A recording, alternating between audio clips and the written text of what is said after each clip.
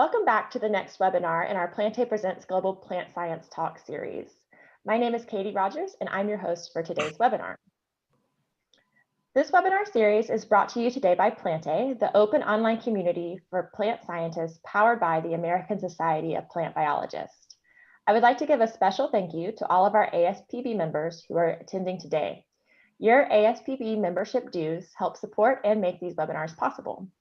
For any of you who have not yet joined ASPB, you can join today and use the discount code PRESENTS10 to receive a 10% discount on registration. ASPB members get early access to these seminars. You can learn more about ASPB and the opportunities we provide at aspb.org. Many of you may have attended ASPB's annual meeting, Plant Biology, in the past. Each year, this event brings together plant biologists to talk about the latest research topics. In 2020, this event was held completely online and we had over 2,500 participants. ASPB's program committee is currently working on making plans for next year's event. The overall theme for next year, is plants powering the bioeconomy. If you have ideas for workshops and would like to submit your ideas, please submit us a proposal by December 4th. Although we are currently planning for a face-to-face meeting in Pittsburgh, organizers should describe how they would convert their workshop to a hybrid or a virtual conference format if that becomes needed. I would also like to encourage you all to apply for a travel award to attend the Plant Biology 2021 meeting. More information about funding opportunities can be found on our website. Notice that the first two deadlines are in early December. We have an upcoming panel all about specialized metabolites coming up soon. This is a great chance for you to present your work in this series. All you have to do is submit a 7-minute video about your research. We will choose the top 4 videos to premiere live and then have all the speakers join in a panel discussion afterwards. These have been a really fun way to include more people and have more interactive webinars. If you work in this area, please send us a video. If you have a suggestion for a new panel topic, let us know in the chat box. Today's talk is the 22nd talk in our Plantae Presents webinar series. We've had so many amazing speakers this year. If you haven't already done so, please check out our archive to watch all the previous talks in this series. You can find information about each event on our plantae.org blog, and you can subscribe to our Plantae YouTube channel to get notifications when new recordings are posted. All right, those are just a few of the opportunities that are available from ASPB. I could probably go on for quite a while, but I know that you're here to hear our speakers. Be sure to follow us on social media and make an account on Plantae. You can also subscribe to our weekly newsletter, the ASPB Signal, to get more updates and opportunities directly in your inbox. If you need to leave today early, know that a recording of this webinar will be available within a few days. Each of today's talks will be 20 minutes. As you listen to each talk, you can add questions for our panelists in the Zoom question and answer Q&A section. Questions that are specifically for our panelists should be shared in the Q&A section to make it easier for our moderator to navigate. You'll notice that there's also a chat area open. This section is for you to introduce yourselves, say where you're from, and connect with your colleagues. Scott Hayes is with us today to moderate your questions. He currently works as a postdoctoral fellow at Wageningen University in the Netherlands. His research mainly sits at the interface between plant signaling networks. Throughout his career, he has researched light signals, temperature, salinity, drought, and how the clock all interact to shape plant development. He has been awarded several fellowships, including those from IMBO and Marie Curie, and he served as an assistant features editor for plant physiology. From next year onwards, he is looking for tenure track positions. So he would be happy to hear from you if you think he would make a good fit. We'd also give him a good recommendation here at ASPB. All right, with that, I'm going to hand it over to Scott to introduce our speakers and start the session. Thanks, Scott. Thank you very much. I'm going to start off by introducing our first speaker, who is Carlos Ballaré. Carlos began his career in Buenos Aires, so during his master's, he actually performed a lot of research on shade avoidance and has really kind of laid the groundwork for that field. Following his master's, he moved to Oregon, where he started taking on a more agricultural, learn more about the agricultural processes. But following this, he then moved back to Buenos Aires, where he really started heavily studying a lot of photoreceptors. So Carlos's work has really touched on UVB signaling, phytochromes, and cryptochromes. And more recently, also looking into how these photoreceptors affect plant defense. And I believe this is what Carlos is going to be talking about today. So yeah, maybe if Carlos then wants to start your talk. Okay, thank you, Scott. Can you hear me okay? So, good. I'm gonna start the presentation.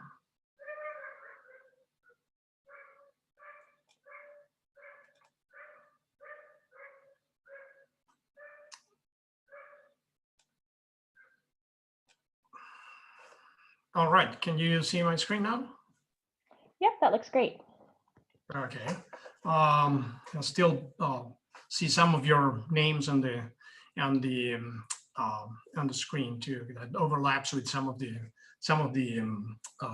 graphics. But anyway, so I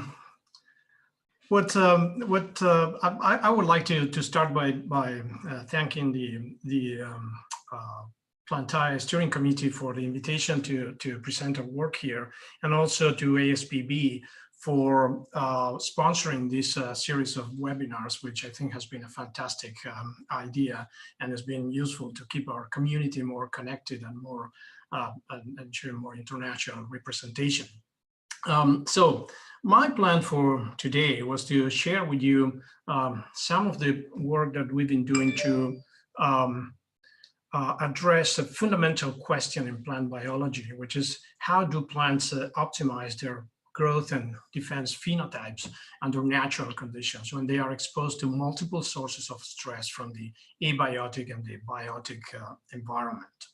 And in order to provide some ecological context, I'm going to use this image here. I used that before, so I apologize for those that have already seen this painting. This is certainly not a natural ecosystem, but it's an ecosystem that is full of interesting characters, which allows me to set the stage for the rest of the talk. So this is a painting by William Blake, and it's about Dante. Dante is the central character in the famous poem by Dante Alighieri, The Divine Comedy, or La Divina Commedia. And here's Dante, and he's trying to reach to the top of a sunlit hill, trying to get some illumination. But he's lost in a dark forest, and there he has to he has to deal with the monsters, with these three beasts. And of course, there is a lot of symbolism in the poem about the beasts, which I'm not going to cover today.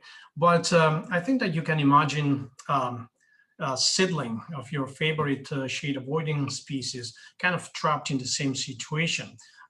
In the understory of a dense canopy, trying to reach for sunlight in a canopy gap. And at the same time, the seedling needs to be concerned about the threats posed by all sorts of consumer organisms, including herbivores, pathogens, and all kinds of consumer organisms. And the question is how the seedling does that, how the seedling deals with all these compromises. And in fact, competitors and consumers are two of the greatest determinants of plant fitness under natural conditions. And the thing is that the growth responses that are needed to deal with competitors, that are useful to avoid being overtopped by competitors, call them shade avoidance, they tend to trade off with the defense responses that are required to fend off herbivores and pathogens. And what is the basis of this trade-off? Well, it could be just a simple allocation trade-off. So you have a limited pool of resources they can grow either to defense or to growth, but not to both. And that's it's also called the seesaw model, which is pretty popular in the literature these days, not in the form of the kitty cats, but in the form of this beam, in which growth and defense are represented in opposite sides of the beam as alternative sources for limiting resources. All right, we think that this is probably too simplistic. And last year we published a paper with Amy Austin, which we entertained this idea of a configurational conflict between shade avoidance and defense. And the point is that the phenotype that is optimal for shade avoidance can be maladaptive for defense and vice versa. So if you think of these elongated phenotypes with strong apical dominance and thin leaves, they're pretty good for shade avoidance, but they're not very good for defense, in which you probably would do better with a more branch phenotype, thicker leaves, and shorter stems. So in the presence of attackers, actually curbing growth is not a negative consequence of investing resources in defense, but it's actually a part of the defense. But on the other hand, curbing growth is not good for shade avoidance, right? And then you have the trade-off. Now, independently of the origin of the trade-off, the question is, how do the plants decide on resource allocation? How do the plants decide on what is the optimal configuration? And we're going to focus on that today. So in order to make decisions, plants need information. And as you know, light is a critical source of information for plants. So using specific photoreceptors, plant can obtain from the light environment information about a number of things. But in the context of this talk, the important thing is that you can, the plants can use light signals to detect the proximity of other plants. And that is because green leaves reflect a lot of far-red radiation. And this reflected far-red light provides a signal that can be detected by neighboring plants.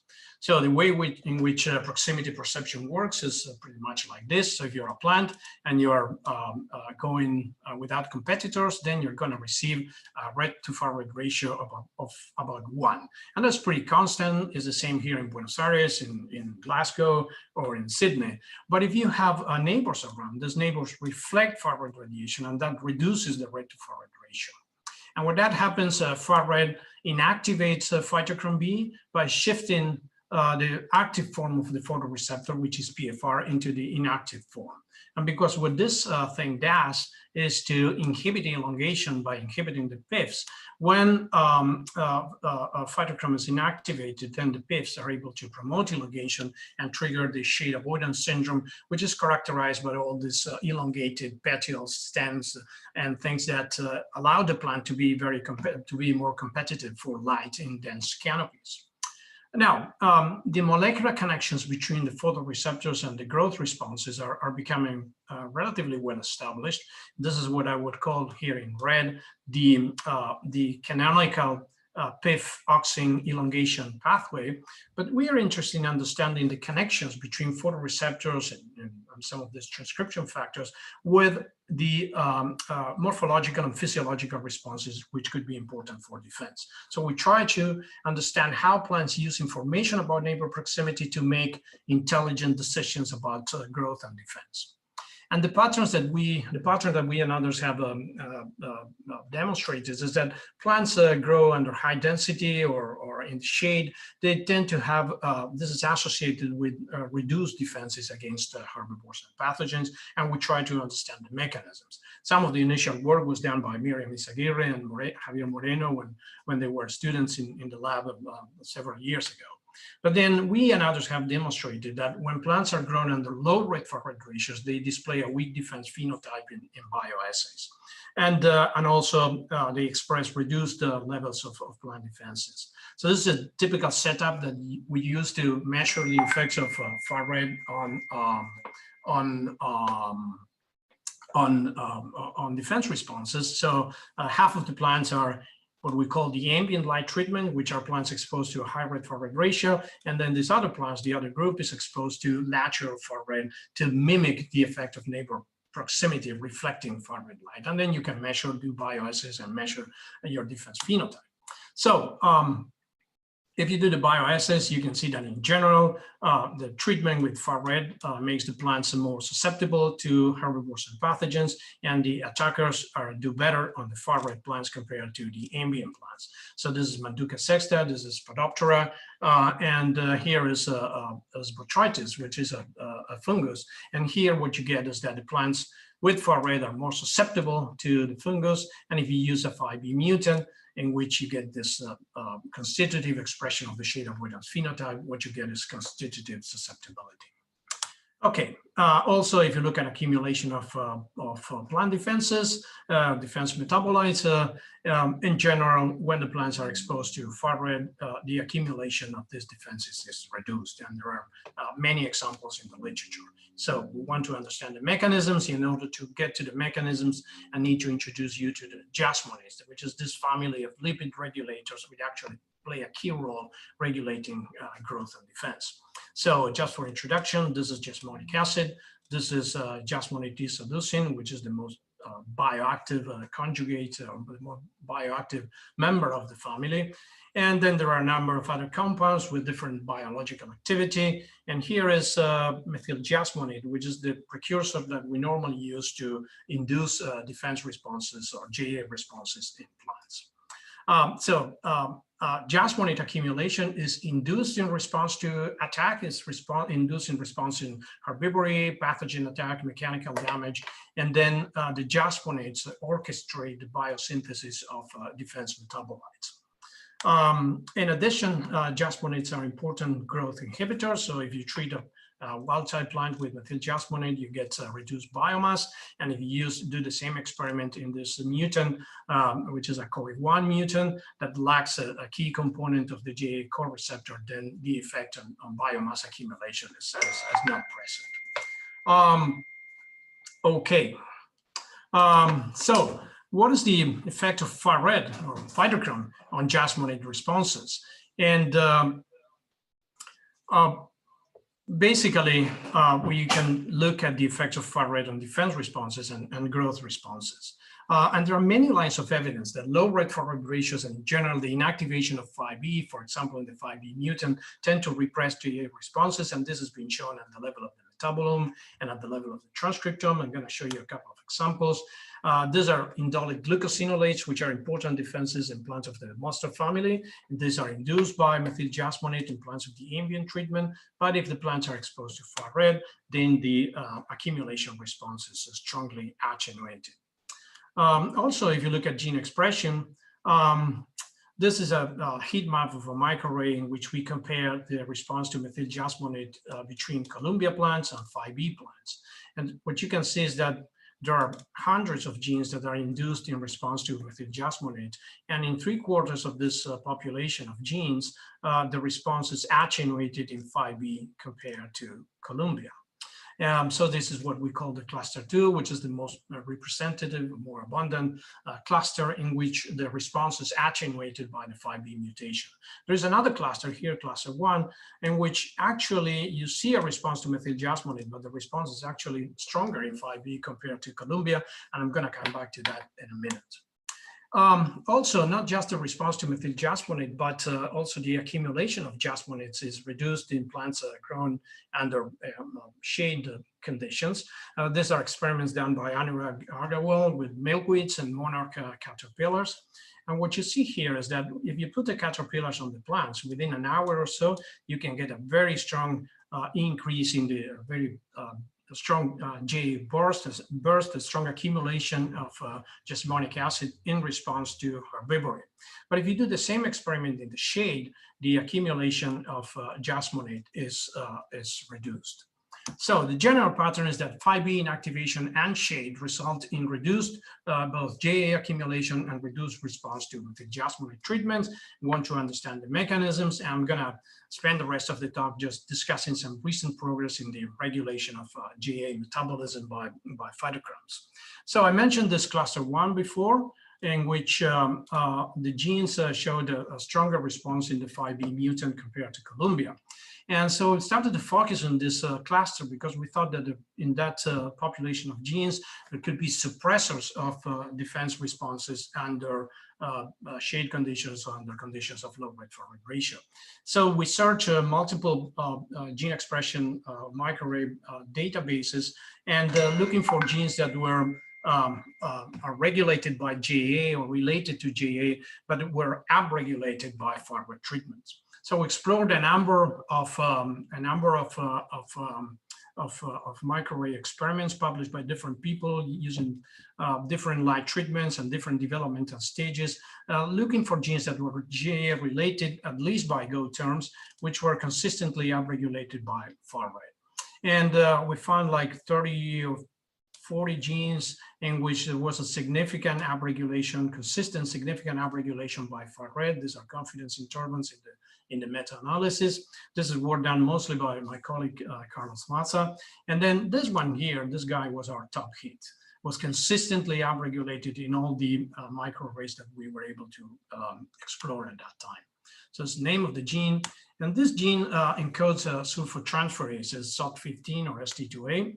And as you may know, sulfation is an important mechanism by which the biological activity of many small molecules, including hormones, is regulated in mammalian systems, but their role in plants is not well characterized. So ST2A in this evolving map of jasmonates, and we call this an evolving map because different compounds are being discovered and different reactions have been discovered in recent years. And but ST2A in vitro can use hydroxy-JA and then form this JA sulfate, which is an inactive compound. So we thought that perhaps what far-red is doing is to promote the inactivation of JA through this metabolic pathway. So first we confirmed that far-red or that this gene was strongly upregulated by far-red because most of the data that we had were from microarrays done under completely strange conditions, or I mean different conditions that would not necessarily were designed to mimic the effects of neighbor proximity. So we tested for the expression of this gene in our far-red conditions, and as you can see, this gene is upregulated by methyljasmonate, but the upregulation is much stronger when the plants are exposed to far-red, and this is work done mostly by Guadalupe as part of her dissertation. So we then determined that far-red upregulates ST2A through the PIFs, ST2A transcription.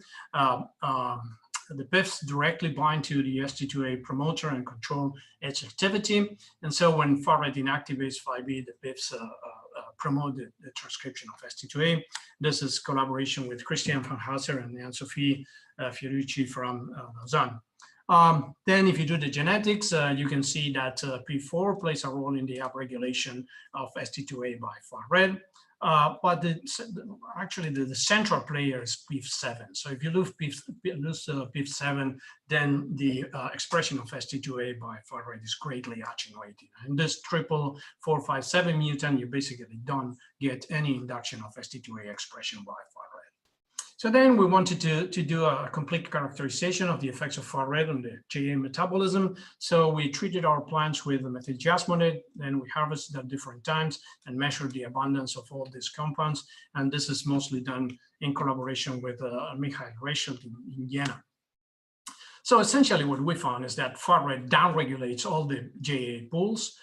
So this is, so the red bars in general are shorter than the white bars, and that involves jasmonic acid and JA-ILA and all the conjugates. But there was a clear exception to the pattern, which is this JA sulfate, which was actually strongly upregulated by far-red, and that coincided with a strong upregulation of ST2A transcription. So if you go back to this slide that I mentioned before in the work with milkweeds, it's well documented that plants in the shade induce reduced levels of jasmonate, and then we wanted to know if this effect of shade could be related to phytochrom and to the effect of far-red on jasmonate inactivation via ST2A. And to do that, we used the tools available, genetic tools available in Arabidopsis, and we replaced the caterpillars by mechanical wounding. And then we did this experiment in which we wounded the plants and we harvested for different JA pools to measure different JA pools. And essentially, we found three important things. So the first one is that far-red actually reduces the accumulation of jasmonic acid, and that is pretty similar to the results that these other guys have obtained under natural field conditions. And then this reduction in JA accumulation coincides with a strong accumulation of JA sulfate. And third, that both things, the effect of far-red reducing the accumulation of JA and the accumulation of JA sulfate were completely dependent on ST2A. So in an ST2A mutant, you don't see this effect of far red, and then the accumulation of JA sulfate is completely missing. So that tells you that although there are like 21 genes encoding for putative sulfotransferases in Arabidopsis, ST2A seems to be the only one that is responsible for generating this JA sulfate metabolite. Okay, and then final question is this effect of far red promoting inactivation of JA functionally important? And then what you can do is to, again, use genetic tools that measure different JA outputs or responses in the area of plant growth and plant defense. So if you look at JA markers, these are all typical markers of JA responses like LOX2, MIG2, BSP. So in wounded plants, these markers are strongly induced. And, but as you can see in Columbia plants, the effect of far red downregulates the expression of these genes, which is the typical pattern that you would expect. However, in the ST2A knockout, that effect of far red is completely gone. As you can see, there is a strong genotype by light interaction for all these markers. And actually, in wounded plants, there is a clear, in the RNA-seq, there is a clear overlap between the defense-related genes that are downregulated by far red and those that are upregulated by the ST2A mutation. So these are the Go descriptions for these genes, and they are all related to defense and pathogen defense and responses to JA. And that clearly suggests that the effect of far red reducing the expression of plant defenses is mediated by ST2A. So if you do the bioassays, I mentioned before that the plants that are exposed to far red tend to be more susceptible to herbivores, and this is certainly the case here with Spodoptera littoralis. As you can see, the far red plants in the Columbia genotype are much more severely damaged than the control plants. However, in the ST2A knockout, you don't see that effect of far red at all. And also, same thing with botrytis. I mentioned that far red makes the plants more susceptible to botrytis, and this is certainly the case here too. But the ST2A knockout or a triple PIF knockout in which there is no induction of ST2A transcription, then this effect of far red is missing. And interestingly, in overexpressing ST2A lines, which were developed in collaboration with ABQ, then what you get is a constitutive susceptibility. So what about plant growth? And this is the last piece of data I'm going to show you today. So these plants, the ST2A knockouts, they look pretty normal under ideal growth chamber, non-stressful conditions. As you can see, they have a pretty normal rosette, and they show a decent or pretty normal shade avoidance response, which is characterized by elongated petioles and also more hyponastic leaves, which are very, very similar between Columbia and the ST2A mutant. However, if you stress the plant or if you put the plant a little bit of methyl jasmonate, then the shade avoidance response is clearly compromised. You get a reduced petiole elongation, and the hyponastic responses is also attenuated. Our conclusion is that a key function of ST2A is that when the priority is to avoid shade, is to release the growth brake that is created by the jasmonates, and thereby allow the plant to fully express its shade avoidance phenotype. So going back to our original question, how do the plants choose the right configuration or the right resource allocation pattern? This is our model in which far red attenuate defenses and facilitate shade avoidance by increasing ST2A transcription and the sulfation of jasmonate. So that diverts JA precursors away from the formation of the bioactive conjugates and into this metabolic sink that is JA sulfate. And that this work suggests that the PIFs provide a direct link between 5B and jasmonate signaling. So if we go back to our painting, here Virgilio is telling Dante about your fears, your path to heaven, to illuminated heaven. But if you replace Virgilio by evolution, probably what natural selection has told the Arabidopsis is that, hey, when far rate is high, that means that your neighbors are getting pretty close. So you better sulfate your jasmonids and try to grow to the light as soon as you can. And a couple of additional take-home messages. One is that obviously there is a lot more to shade avoidance than just elongation. The PIFs are key regulators of jasmonid and defense responses, and I don't have time to cover that today, but it looks like there are lots of feedbacks and interactions between pathways that allow the plants to actually optimize their configuration in complex environments. And finally, like plants like mammals, and they seem to use sulfotransferases to regulate the activity of hormones and therefore regulate phenotypic plasticity. And with that, I'm going to close. I guess I mentioned everybody in the talk that participated during this project. I need to also acknowledge some other people that was not involved in particular experiments, but was important during our discussion over the years, like Rona Pierik, for instance, and then a couple of new students that have joined the lab, Michaela Lici and Anna Medina. As I mentioned, most of the work on ST2A was done by Guadalupe Fernandez-Vilmanda. I need to mention my funding too, particularly CONICET and FONCIT, and in this particular case, the von Humboldt Foundation was very instrumental in facilitating the collaboration between our group and Jonathan Gersherson's department in Jena. And thank you for your attention. I'd be happy to take questions if we have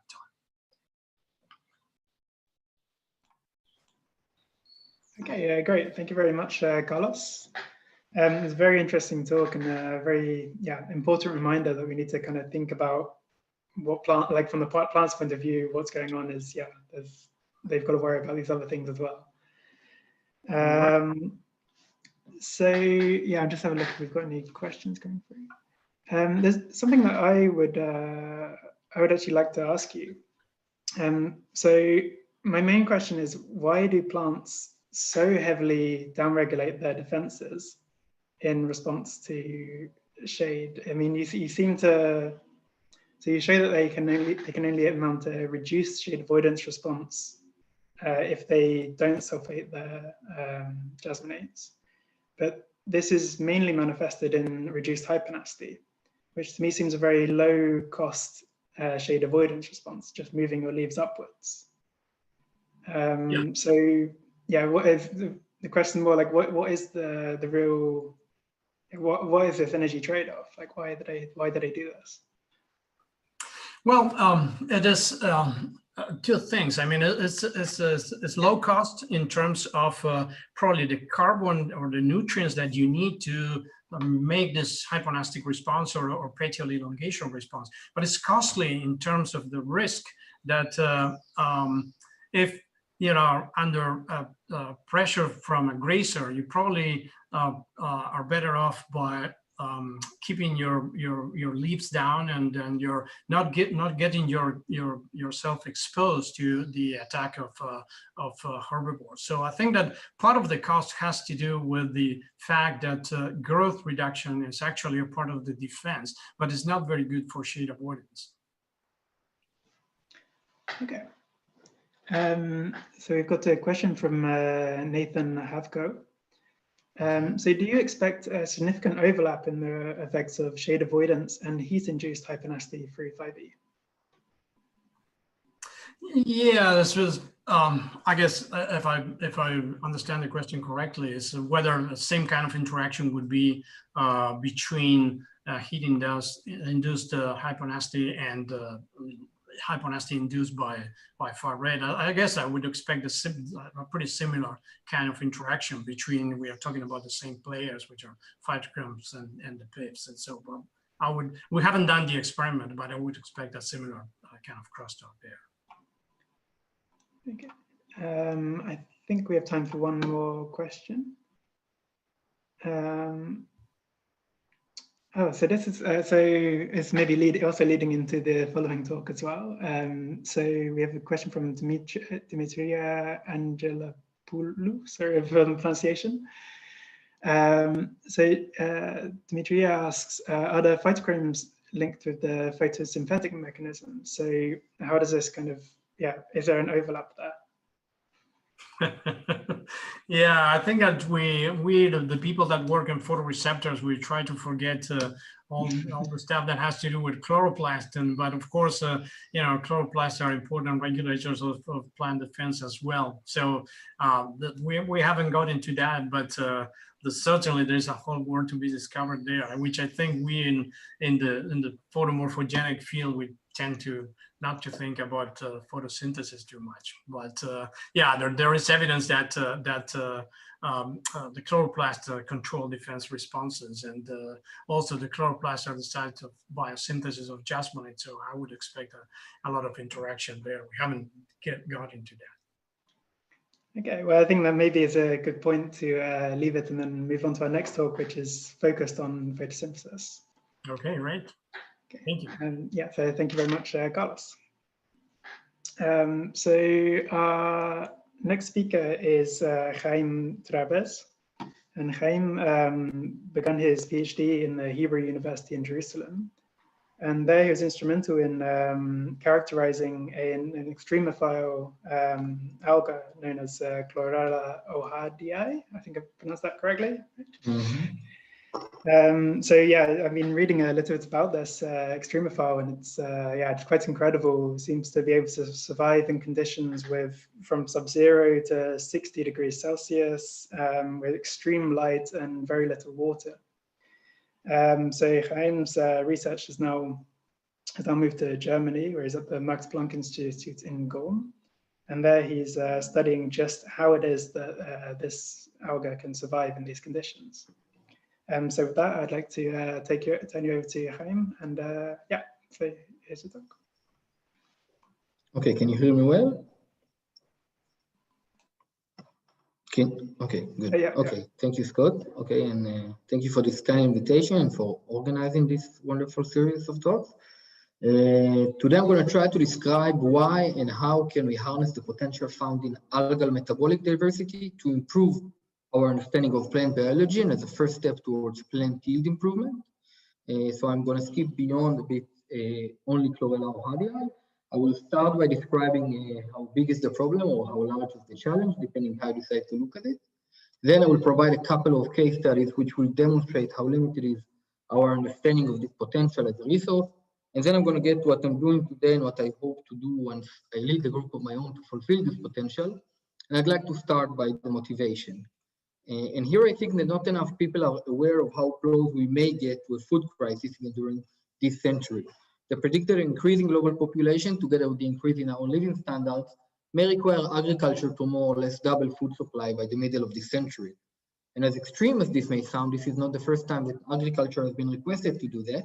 In the second half of the previous century, in the so-called Green Revolution, agriculture was actually already successful in doubling food supply, relying about 50-50 on improvement of crops through breeding and improvement of interface, namely irrigation and fertilization techniques, soil density optimizations, etc.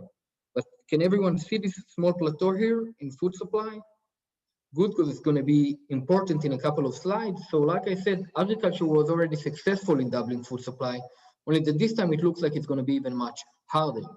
Since we already allocate today much less land per capita for agriculture, a trend which is even expected to become worse in the next few decades.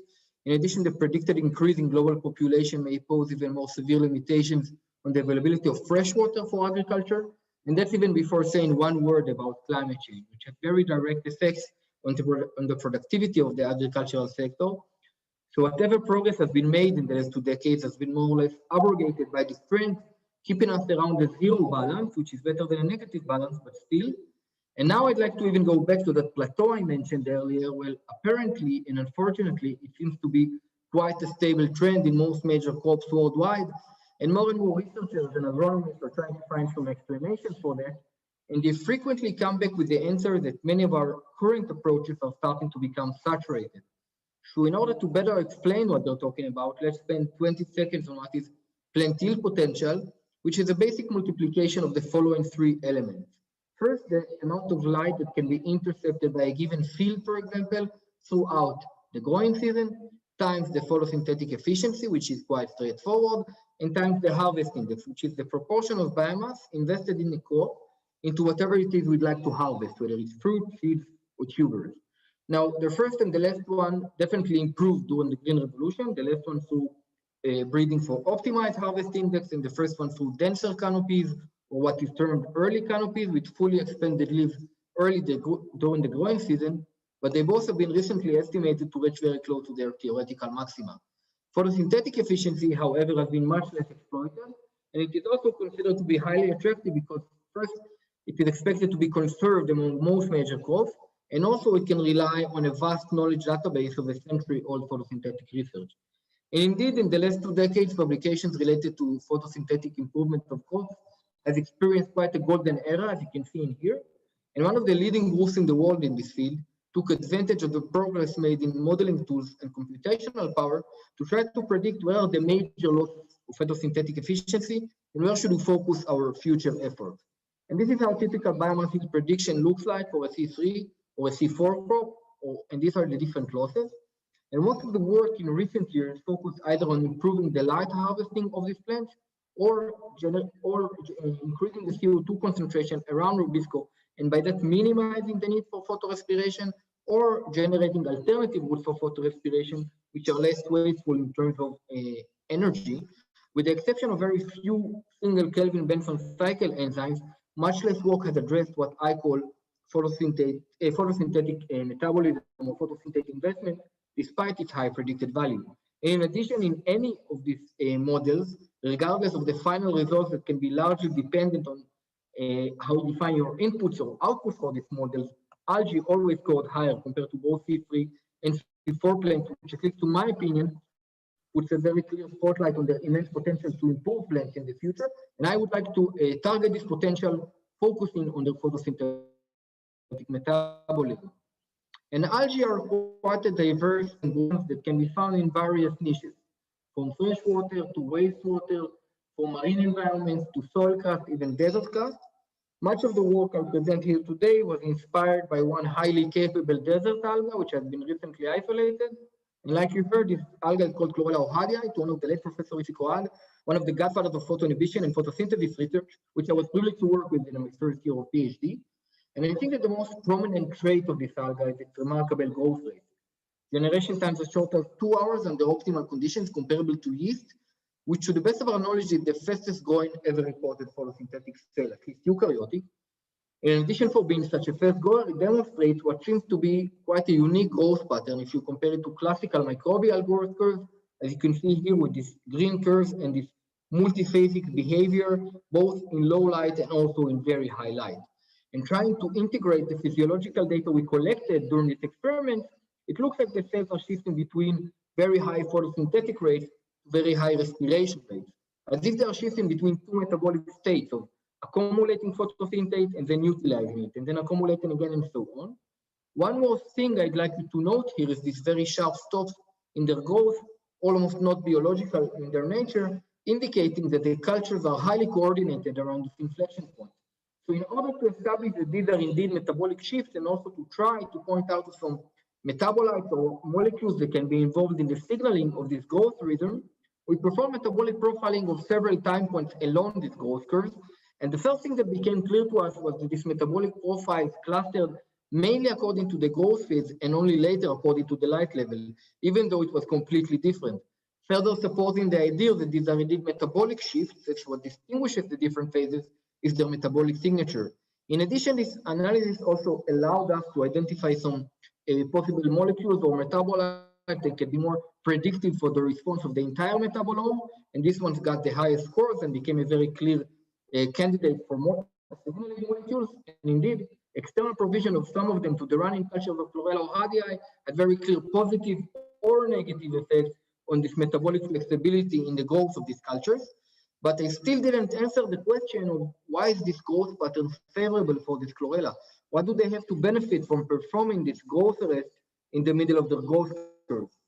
I'm going to ruin the surprise. We still don't have a good answer for that, but we do know that if we manipulate the conditions in one of several ways to eliminate this growth arrest, the cells reach lower final cell densities, even under higher energy or carbon input, like in this specific example, meaning that something happens within this growth arrest that allows the cells to reach higher final cell densities and eventually grow better. And trying to project this to the desert crust from where they were isolated, we should bear in mind that water are only available in the crust for about 290 years, thanks to dew, coinciding with light for about 1 hour or less each morning, and even a very short and limited window of opportunities for positive photoautotrophic growth.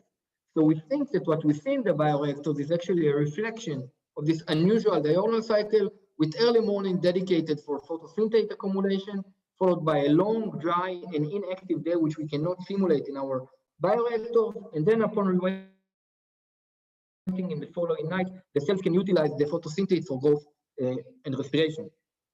Now, as students in microbial ecology, we are usually taught that you can be either an excellent extremophile or a very fast goer under optimal conditions, but not both. So what's even more intriguing in the case of this green alga is its remarkable resistance properties on top of its fantastic growth. Now, if you take, for example, its closest relative from freshwater, which is called Chlorella florquiniana, and you expose it to twice full sunlight levels for 24 hours, you get this bleach morphology, even though it is considered to be quite a high light tolerance strain. Now, if you perform the same experiment with Chlorella auhadii, the difference is striking. Not only it's not harmed by the excess light, it even grows better compared to low light, performs higher photosynthetic rates, and also demonstrates higher affinity towards inorganic carbon. And in a paper previously published, we associated this extreme resistance to an altered function of these alga photosystems, and specifically photosystem 2, protecting it from damage, but I'm not going to get into the details due to the time constraints. But anyway, we had in hand, for the first time, a photosynthetic metabolically active cell that does not literally burn at 3000 micro-Einstein. And for the first time, we could characterize downstream cellular responses under these extreme conditions. So we decided to perform quite a wide systems analysis of this alga response to extreme illumination.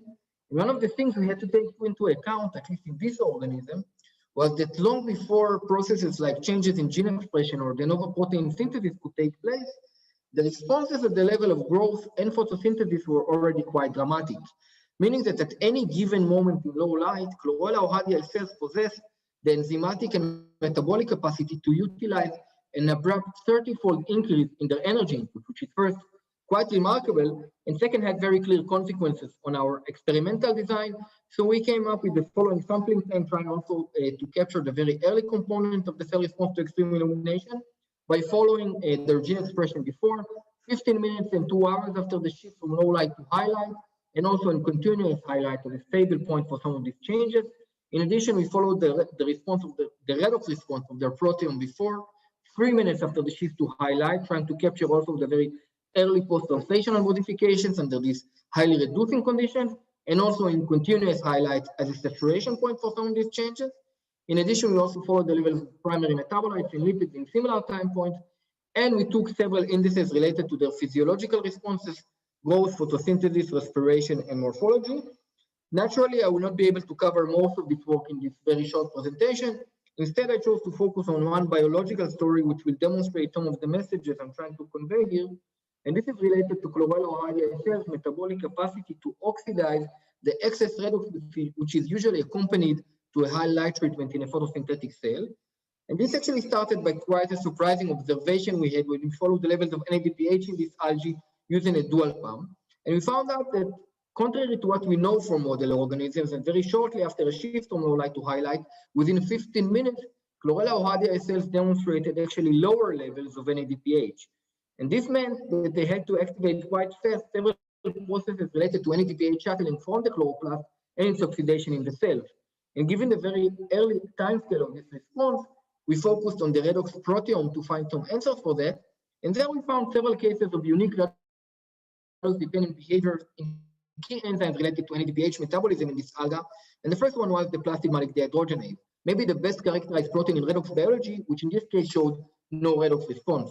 Now, importantly, in vitro studies of these enzyme variants lacking the redox sensing cysteines demonstrated higher maximal activity. In addition, we did not find any redox response in the previously characterized to be redox responsive cytosolic aldolase, perhaps representing a similar example in terms of activity.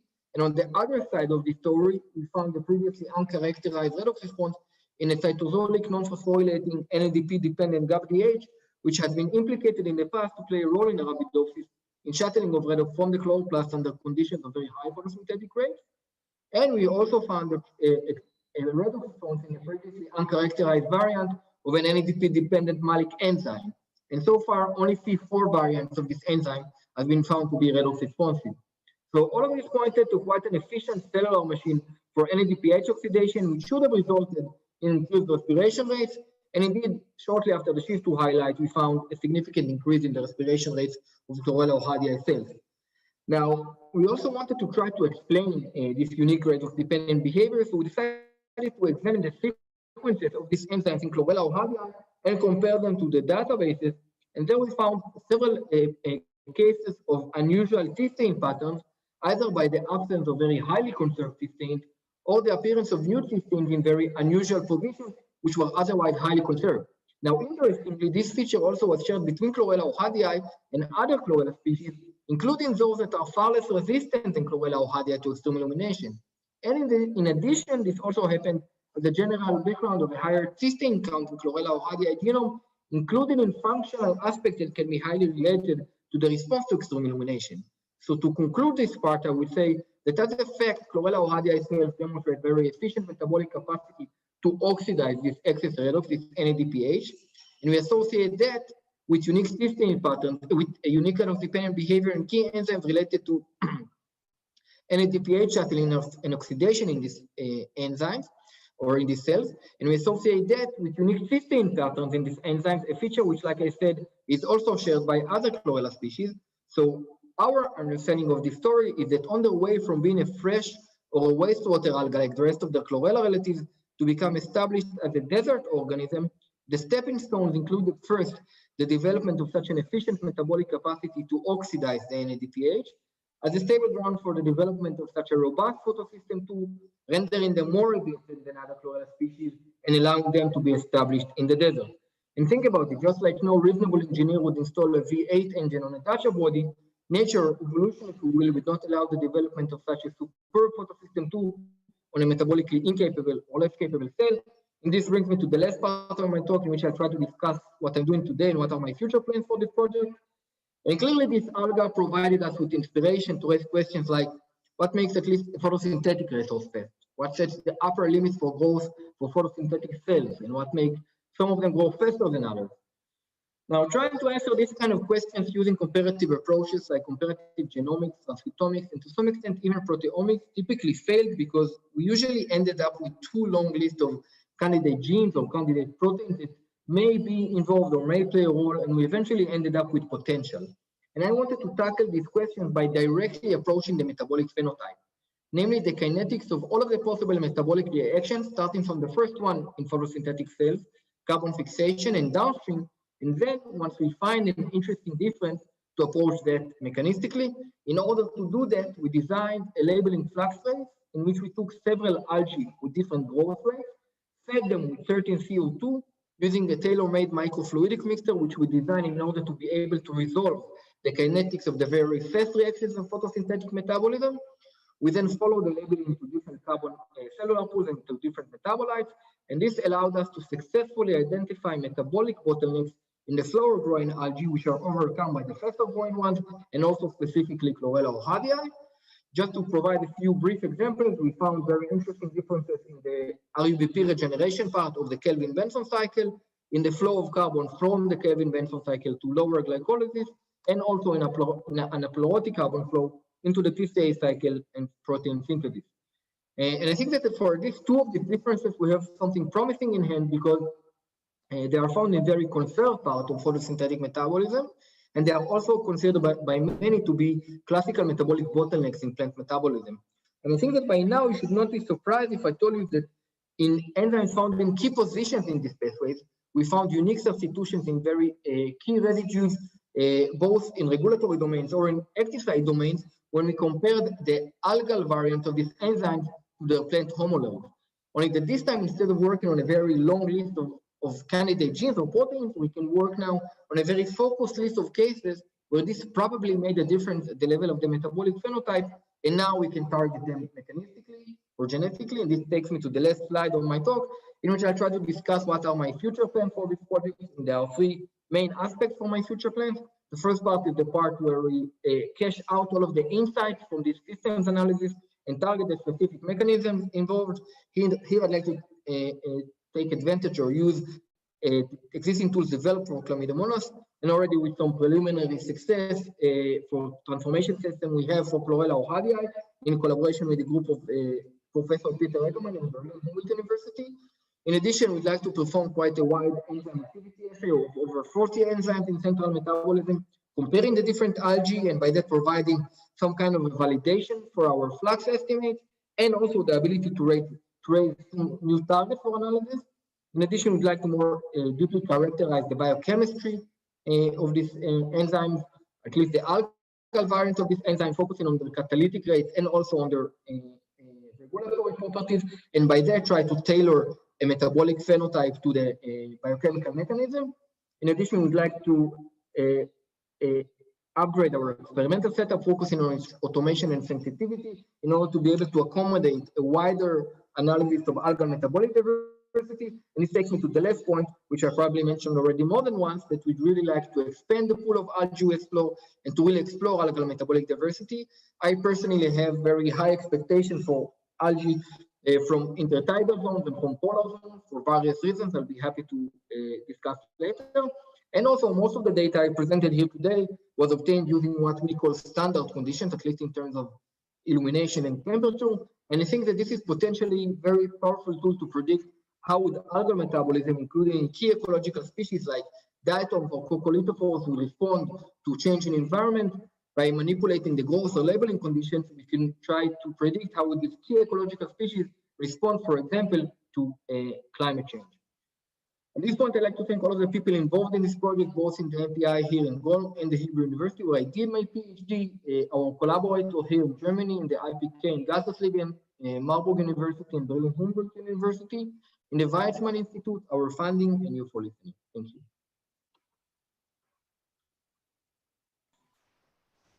Okay, thank you very much. So yeah, it's clearly a well, it's an incredible organism. Yeah, kind of the first question which really springs to my mind. This organism is so efficient at photosynthesis, and it can survive in extremely high light levels.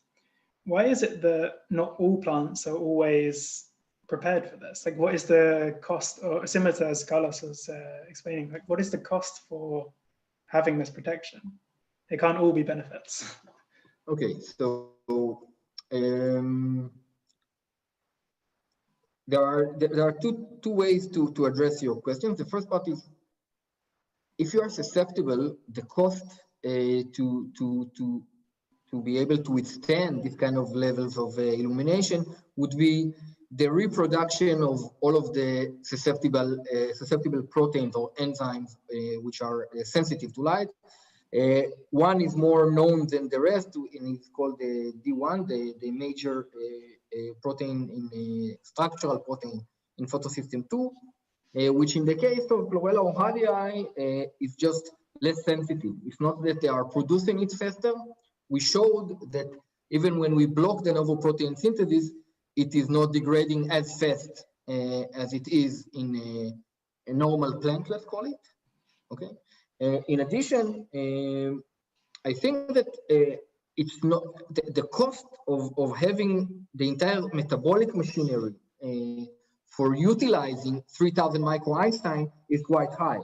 Okay, to be able to reach lower levels of redox in the cell in response to very high light means that you have to hold quite serious levels or amounts of enzymes which are dealing with just oxidation of excess redox. Now, if you are living in a world where a highlight can just come every morning, then it makes sense to invest that, especially if you have 1 hour of activity each morning because you are dry throughout the rest of the day. For a normal plant, let's call it not in the agricultural field, but in nature, this is usually not the case.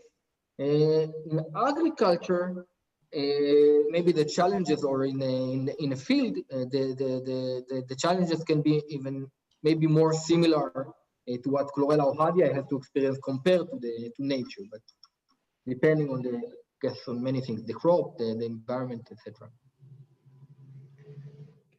Yeah, I mean, you showed that.